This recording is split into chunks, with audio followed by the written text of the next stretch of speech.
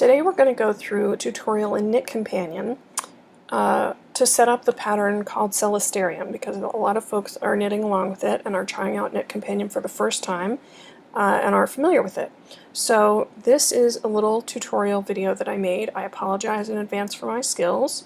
We're going to use a dummy version of the PDF that I just mocked up and created yesterday. You can see that I've got placeholders approximating the positions of the various charts that are all labeled the same way as they are in the pattern, but this way I'm not revealing any actual content of the pattern, and I've cleared this with the designer. She's fine with this method. And I'm going to create in knitCompanion a version of this to work through, and I'm going to include all the pieces, just opening this in knitCompanion.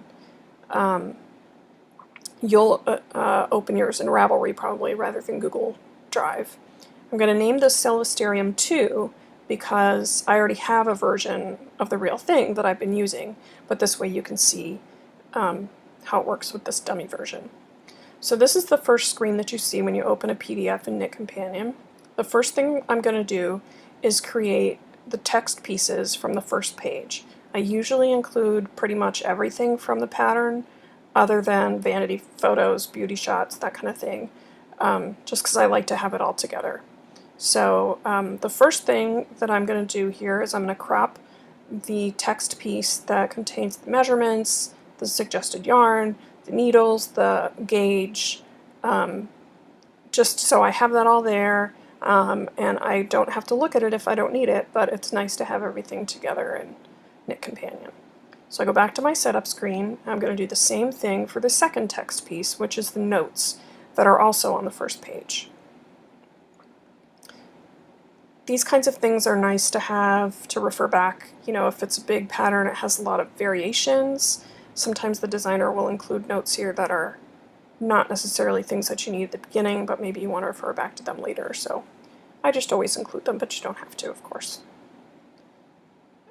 By clicking in those blue parts of the scroll bar, I'm able to adjust pixel by pixel or row by row what I'm adding.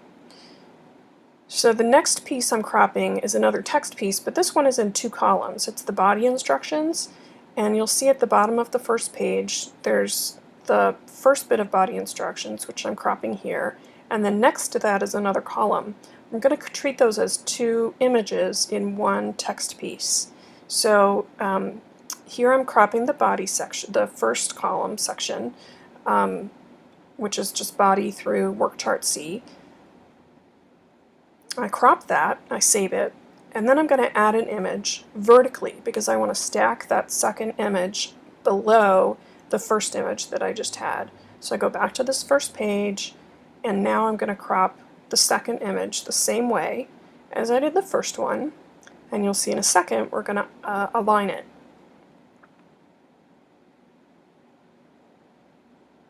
Okay, so I've cropped my second piece. I want it to be on the bottom, so I'm going to leave that set. And now you can see I can just scroll through and all those instructions are together, which is a really nice part of using knitCompanion with text.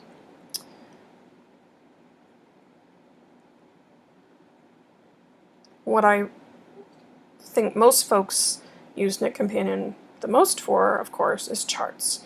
And so there are a lot of charts in this document, or in this pattern, and so the first thing I'm going to do is incorrectly, I'm going to show you how to crop chart A incorrectly and then go back in and fix it. The thing I'm doing incorrectly here is that I didn't rotate it. You want your charts to be aligned on your screen in knitCompanion the same way that you will read them, because we're going to tell it how many rows and stitches we want, and those won't line up. The markers and highlighters won't line up if we haven't rotated. So, but I haven't noticed this yet as I'm setting this up, so I'm merrily going about my business, and but I'll show you how to fix it later. And actually something else was happening in the room right now, so sorry, I'm not talented enough at video editing yet to edit that out. I did remember here to put in my number of rows and my number of stitches, which I get off the chart. I confess that I usually do print out a copy of the pattern to work from during this process. It just makes it easier to refer to, but you can always refer to the PDF separately. So here I just came in, I clicked recrop to come in and fix this, which is something that knitCompanion in its early version, I've been using it since the first release I think, and it didn't used to let you do this. If you messed up a chart piece or any piece and then you wanted to change it later, you had to delete it and start over pretty much. I mean, there weren't, as far as I can remember, almost any changes that you could come in and make like this later. So, but they've added this recrop button, and so I just came in and I rotated it and I recropped it. Very straightforward for setting up a single chart. We have one other single chart piece, and that's chart B, so we're going to do the same thing. Oh, wait, first we're going to do a chart legend, because I do usually do these in the same order as they appear in the pattern. I'm doing what's called create key here as opposed to creating a piece. The keys appear in a different pane of the knitCompanion window when you're working, which I'll show you later. And so I usually do the chart legend and the abbreviation list as keys, and you can see those at the bottom there. So now we move on to creating chart B.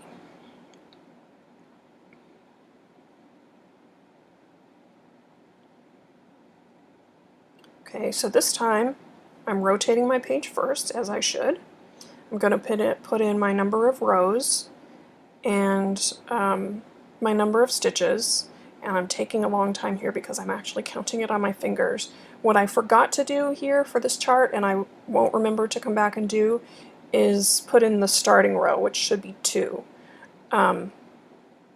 You'll see that next to the number of rows and stitches. It's not going to matter later. It just matters if you're looking at the row numbers in knitCompanion, and you know you should be on row 4 and it's not showing row 4. Okay, so I've added chart B. The next piece is going to be a multiple chart piece, our first multiple chart piece. Oh no, this one is still one chart, sorry. This is chart C. It's a larger piece, but it works the same way. We put in our number of rows. Again, I'm counting because don't trust my arithmetic sometimes. And our number of stitches, and then I am again forgetting to put in my starting row, but I will remember later and come back and I'll show you how we do that.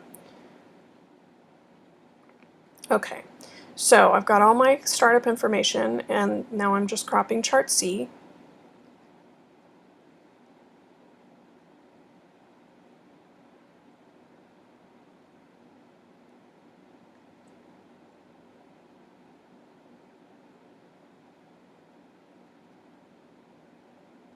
And I save it, and that's all I need for chart C. Very simple. Here I've remembered that I need to put in my starting row for chart B, so I come back in using the recrop button and I put it in. Okay, so I now have my 2 intro text pieces, I have a legend, and I have my first 3 charts.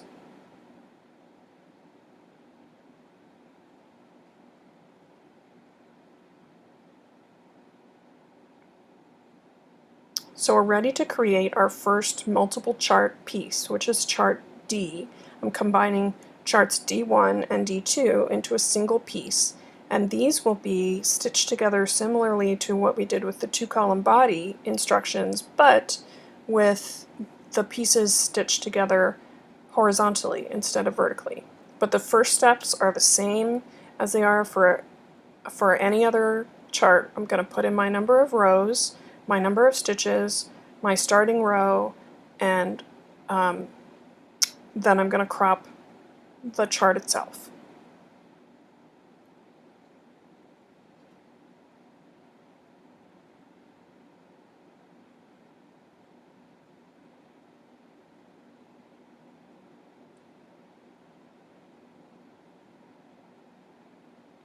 You can also zoom into the corners if you want to get very precise about these crops, but with this dummy I didn't feel the need to do that.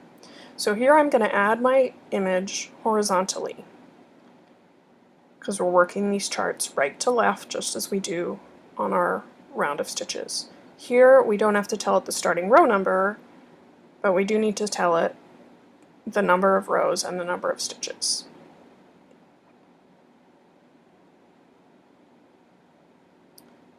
And then I simply crop my chart.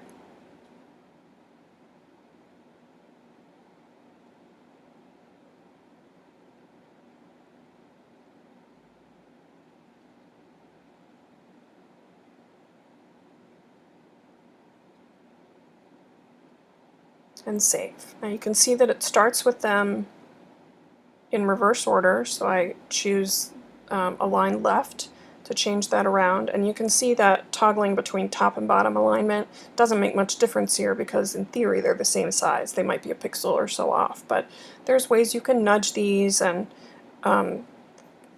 you know, depending on how complex your charts are and how different they are from one another. But in this case they're very similar, so there's not a lot of adjustment to make.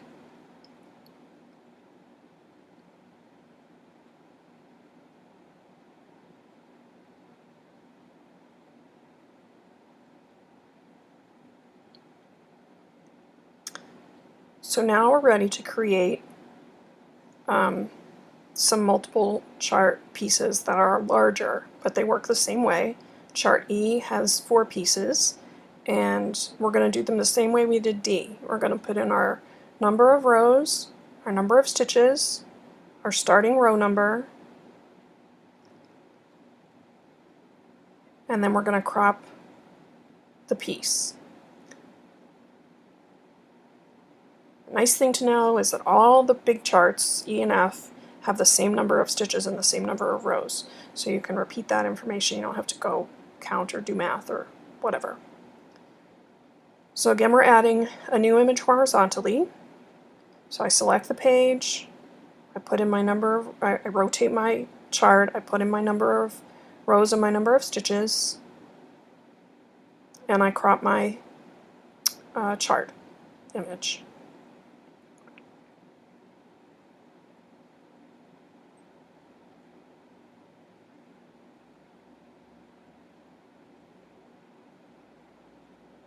Once I save that, my charts again are in the order that I created them. So I flip them by choosing saying that I want to align the second piece to the left.